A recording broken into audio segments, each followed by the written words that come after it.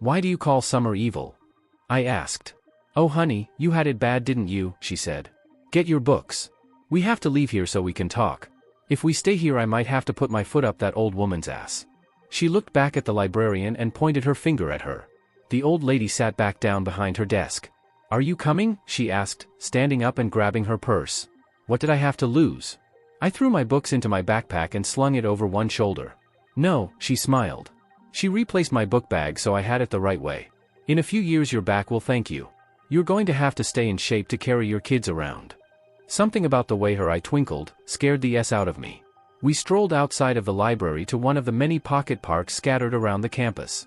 These small scenic spots broke up the endless areas of concrete and marble that made up most of the university. So no one really knows what happened between the two of you, she said. Some people think that you dumped her and that's why she left school. Others think she dumped you and that's why you're depressed. A couple of her friends are already fighting over you, so you have to be a good guy, but I already knew that of course.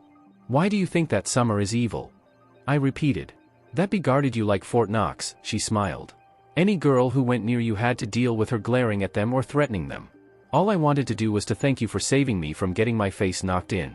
But she made it clear that if I went anywhere near you, it wouldn't be healthy. And that was only days before you guys apparently broke up. That's another reason why I think you dumped her. Those friends of hers are still trying to dissuade people from talking to you. They act like they've inherited you, she smiled again. Of course, I had problems of my own to handle, she said. I had a meathead of a boyfriend to get rid of. Plus I knew you'd need some time to get over what's her name. I thought a month would be long enough, but I'm beginning to believe I may have miscalculated. What did you calculate? I asked in confusion. She laughed and my heart lurched dangerously. For the first time in a month or so, Summer was pushed to the back of my thoughts. How to get us together, of course, she laughed. You and I are so much alike that it's crazy. I've seen the way that you treated the beanpole. It's pretty much the same way that I was about my meat-headed ex. He just took me for granted. Did you know that he was in the cafeteria the day that asshole put his hands on me? All he did was get upset, after you did what he should have done. But I figured that I had to give you enough time to get over her before you'd give me a shot. So you're saying you want to go out on a date with me? I asked. Just the thought of going out with her did wonders for my confidence. Although I'd heard that she was kind of flaky, she was one of the prettiest girls in our school, and probably in the state.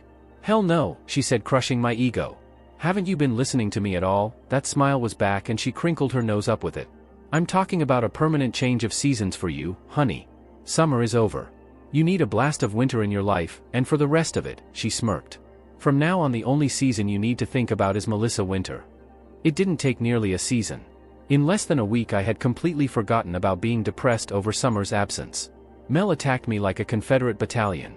She attacked from any and all directions at once. She took notes and found out all of my favorites things and made use of them in ways that Summer never had. We also discovered that we had many things in common. We built on those things.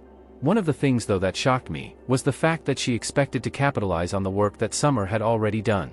In other words, in her mind we were already engaged. She expected to just move in and assume Summer's position in my life. Like me, Melissa already had a job, so while we weren't rich by any means, we could afford to do most of the things we wanted to do.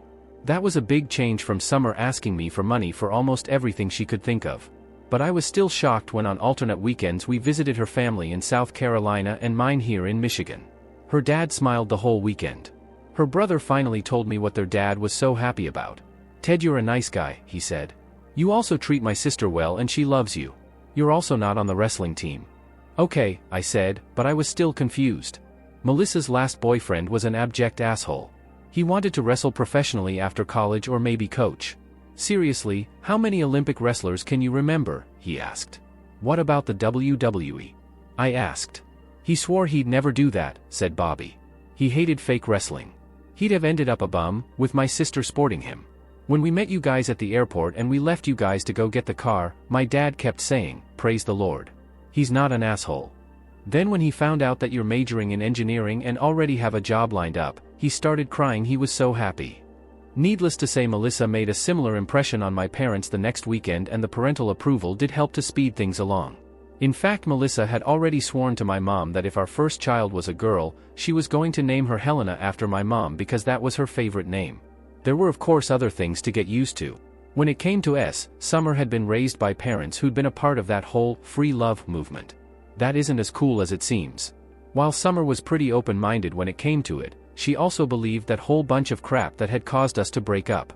Thing with Summer had been sometimes intimidating, because she'd been with a lot of guys before me and often compared things. No guy really wants a report card in the bedroom. There was also the fact that everything we tried in the bedroom she'd already done with someone else. So even when Summer told me something like, "Ted, you do that better than anyone," it still made me nervous because in order for her to say that, she had to have done it with a lot of guys. Summer gave really, and I mean really good BJ. I often wondered exactly how much practice it took her to become that good. Summer also tended, like most experienced women, to control our life and to use it to get things she wanted. Melissa was completely different.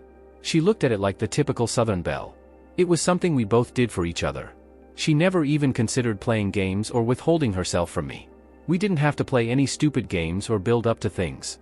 We had a couple of dates to get to know each other, and in the middle of our third date she told me she loved me. I was taken aback at how direct she was, but I could see that she meant it. I didn't know what to say. When it was time for me to take her home, she came home with me. I was really surprised. My first time with Summer had been after God knows how much drama.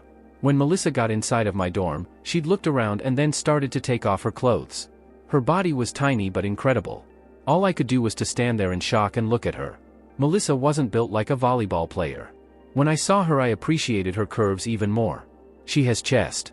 They hang and they jiggle. Summer had no actual. Melissa also has hips and a butt. I was silently thanking God for what I was about to receive. While I stood there staring, she crossed the room and started to undress me. Once we got into the bed, the kisses she started me off with were hotter than anything I had ever experienced. She rubbed me all over and rubbed herself against me. Then she rolled me on top of her. Thing with Melissa is intense. But at the same time it isn't frantic. Melissa and I made love. We melted into each other. It was slower and far more romantic, and it just meant so much more. It doesn't mean anything until you tell me that while we aren't in bed, she giggled. The weird thing about it was that the two of us just fit. We were so comfortable with each other, it was almost as if we'd always been together instead of just meeting when we were already 21 and 22 years old. Another thing that was shocking was that she had no experience at all with other stuff. I was only the second guy she'd ever been with. That meant that she didn't do it to him either.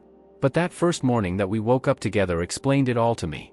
There was no awkwardness or covering herself up. Her eyes popped open to find me staring at her, and she just sat up and kissed me.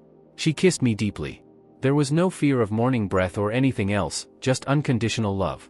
She accepted and loved everything about me. She didn't hold anything back. She saw my confusion and smiled. "Ted, am I your woman?" she asked me. I nodded energetically. "What if Summer comes back?" she asked. "Who?" I said. "Good answer," she smiled. "So if I'm your woman, it's my job to keep you happy so you don't go anywhere else. I will do anything you want to please you, but I expect the same." "But what about the meathead?" I asked. I didn't actually even know his name. "I mean, he's still around and he was your first. Don't you still have?" She got out of bed and walked over to her purse.